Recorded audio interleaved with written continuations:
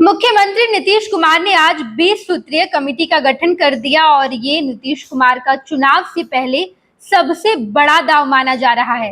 नीतीश कुमार ने 38 जिलों में 20 सूत्रीय कमेटी बनाई, जहां पर सांसदों से लेकर जिला अध्यक्ष तमाम लोगों को जगह दी गई है। इसके सचिव डीएम होंगे और इस कमेटी के गठन के बाद नीतीश कुमार हर क्षेत्र की जानकारी लेंगे। एक एक जानकारी नीतीश कुमार के पास होगी और उसी जानकारी के मुताबिक नीतीश कुमार काम करेंगे, जिसका सबसे बड़ा फायदा नीतीश को बिहार विधानसभा चुनाव में मिलेगा। मेरे साथ गणेश सम्राट है।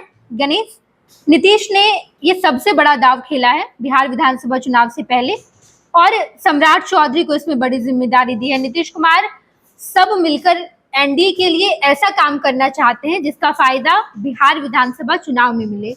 बिल्कुल नहीं, देखिए 20 सूत्री जो बनता है इसमें सीधे तौर पर जिला में या फिर प्रदेश के अंदर वैसे लोगों को एडजस्ट किया जाता है जो राजनीतिक दलों के साथ सरकार में हो।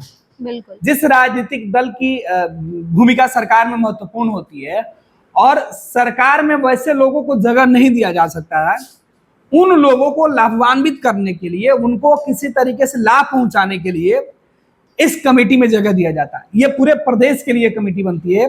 20 सूत्री का कार्यक्रम यही होता है कि जो सरकार की योजनाएं हैं उसे धरातल पर पहुंचाने के लिए एक मॉनिटरिंग सेल एक तरीके से कहे कि बन जाता है, जिसमें कि सरकार की योजनाओं को जमीन पर लाने के लिए और उसको इम्प्लीमेंट करवाने के लिए इन लोगों का दायित्व होता है कि वो समय समय पर इसकी समीक्षा कर सकते हैं। समीक्षा करके जो भी इसमें गड़बड़ियां होती है और जो भी सुझाव होता है वो दे देते हैं। लेकिन इन जब जिनकी भी सरकार होती है, आज एनडीए की सरकार है, उसके पहले एनडीए की सरकार थी, उसके बीच में जब महागठबंधन की सरकार बनी तब पुरानी कमेटी को भंग करके नई कमेटी बनाई गई। तो जब महागठबंधन की सरकार थी तो राजद कोटे से आने वाले लोगों को एडजस्ट किया गया था।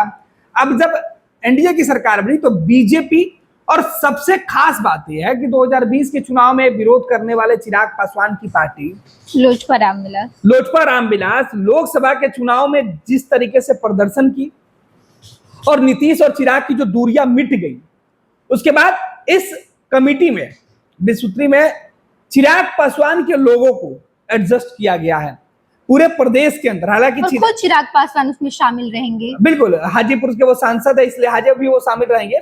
लेकिन जिस तरीके से चिराग पासवान के लोगों को एडजस्ट किया गया, क्योंकि चिराग पासवान की पार्टी पिछले कई सालों से जो है पारिवारिक लड़ाई और पार्टी में लड़ाई जो थी उसके वजह से उनकी पार्टी टूट गई, दो खेमे में बट गई। लंबे समय तक चिराग पासवान एनडीए के बाहर के हिस्सेदार रहे तो उनको बहुत लाभ मिला नहीं। लेकिन उनके पार्टी के जो कार्यकर्ता थे वो सरकार के साथ खड़े थे लेकिन बाहर से। अब वो सरकार के साथ खुलकर खड़े और उनको इसका इनाम भी दिया जा रहा है। गणेश, इन सब में चिराग पासवान बड़ी दुविधा में होंगे। 2020 के बिहार विधानसभा चुनाव में चिराग ने नीतीश के खिलाफ नारेबाजी की थी, नीतीश के खिलाफ लोगों को जागरूक किया था। लेकिन इस बार 2025 में सब कुछ बदल गया है। चिराग पासवान नीतीश की योजनाओं की तारीफ करेंगे, नीतीश के पास वो तमाम बातें पहुंचाएंगे कि आपके क्षेत्र में क्या परेशानी है, कैसे उसका विकास किया जाए जिसका फायदा नीतीश को हो। नेहा, देखिए होता क्या है कि राजनीति में ना पक्की कोई दुश्मनी होती है और ना ही कोई दोस्ती होता है। चिराग पासवान 2020 के चुनाव में अपने राजनीतिक पार्टी, अपने वजूद को बचाने और उसका भविष्य देखते हुए उन्होंने नीतीश कुमार का विरोध किया था जी। और अब हालात बदले हुए और बदले हुए परिस्थितियों में चिराग पासवान नीतीश कुमार के साथ खड़े हैं।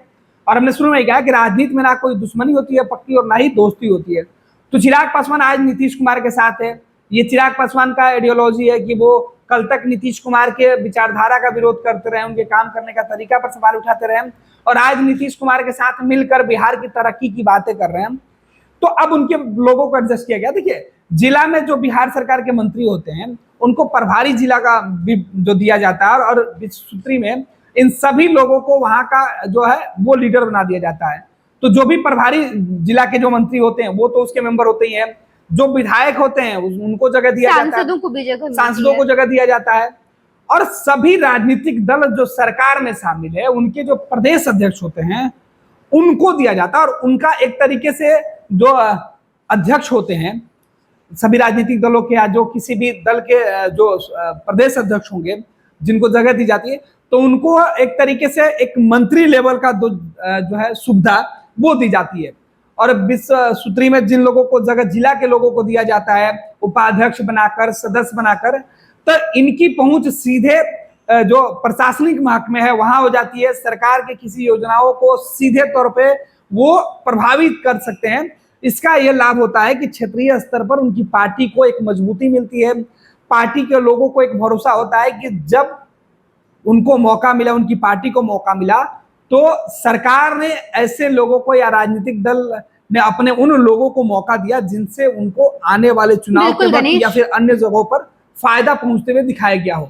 बिल्कुल गणेश, मुख्यमंत्री नीतीश कुमार ने इस कमेटी का गठन किया, उसके बाद अपने तमाम मंत्रियों को बड़ी जिम्मेदारी दी है और अब जब चुनाव नजदीक आ रहा है तो ऐसे में नीतीश कुमार अब एक्शन मोड में आ गए। नीतीश ने पहले अपने पदाधिकारियों को कह रखा था कि आप 7 निश्चय पार्ट 2 का तमाम काम कीजिए, नौकरी भी दीजिए।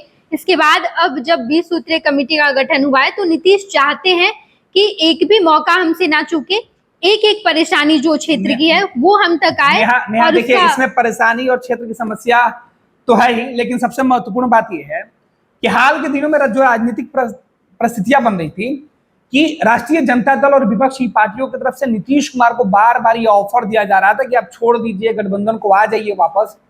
तो ऐसे में बीजेपी की तरफ से भी दबाव पड़ रहे थे कि सरकार आखिर क्या सोचती है, नीतीश कुमार के मन में क्या चल रहा है। तो नीतीश कुमार ने 20 सूत्री का गठन करके यह एक मैसेज दिया कि फिलहाल वो एनडीए गठबंधन में ही बने रहेंगे, गठबंधन से बाहर नहीं जा रहे हैं। तो ये एक तरीके से जो पक्का जो कहते हैं कि गठबंधन को मजबूत करने के लिए ये प्रयास किया गया है कि जो भी कमिटियां अभी आने वाले दिनों में, कई ऐसे कमिटी हैं, कई ऐसे जो अभी तक गठन नहीं हो पाया है, उन सभी कमिटियों में गठन कर दिया जाएगा। बोर्ड और निगम में भी एडजस्टमेंट किया जाएगा। तो ये भरोसा दिलाया जाता है कि जो सरकार गठबंधन में वो सरकार आगे कंटिन्यू करेगी, तभी उनके लोगों को एडजस्ट किया जा रहा है।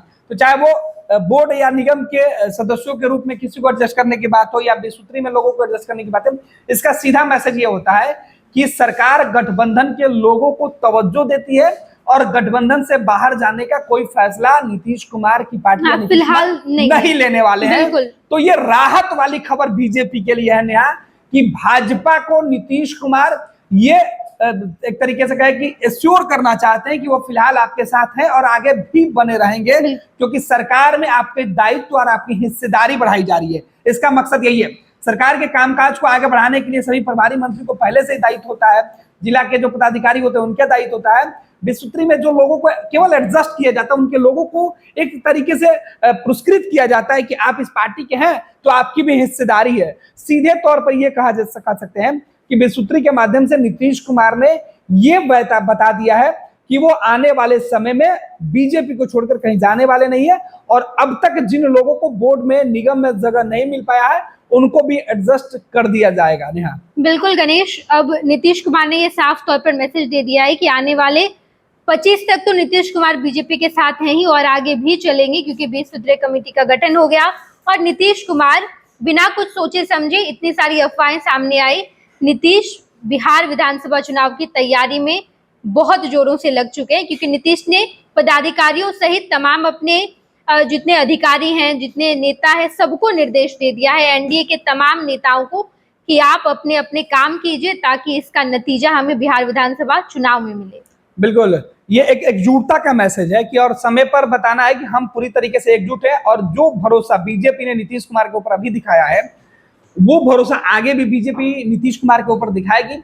ये नीतीश कुमार चाहते हैं और यही वजह है कि जो विभागों का बंटवारा हुआ, बोर्ड का बंटवारा होना है, निगम का बंटवारा होना है और 20 सूत्री में एडजस्टमेंट करना है, इसमें इन तमाम बातों का ख्याल रखा गया है। और अब नीतीश कुमार 2025 तक का जो अपना टेन्योर है, फिलहाल वो कहीं छोड़कर जाने वाले नहीं है, ये पक्की बात है। चलिए, बहुत बहुत धन्यवाद गणेश, हमने इन तमाम पहलुओं पर बातचीत की है। नीतीश कुमार अब बिहार विधानसभा चुनाव को लेकर क्या सोच रहे हैं, आगे की उनकी रणनीति क्या होगी और किस तरीके से चुनाव की तैयारी की जाएगी, हमारे तमाम दर्शकों से ये दरख्वास्त होगी, अगर आपको ये वीडियो अच्छा लग रहा है, आप क्या सोच रहे हैं, क्या नीतीश कुमार सचमुच में पलटी मारेंगे या फिर आगे बिहार विधानसभा चुनाव की तैयारी के साथ आगे बढ़ेंगे, फिर मुख्यमंत्री बनेंगे और एनडीए के साथ ही रहेंगे? जो भी आप सोच रहे हैं कमेंट बॉक्स में बताइएगा, वीडियो को लाइक कीजिएगा, इस वीडियो को ज़्यादा से ज़्यादा लोगों तक पहुंचाने के लिए शेयर भी कीजिएगा और ये खबर सबसे पहले आपके पास पहुंचे, इसके लिए चैनल को सब्सक्राइब कीजिए और बेल आइकन को दबाइएगा।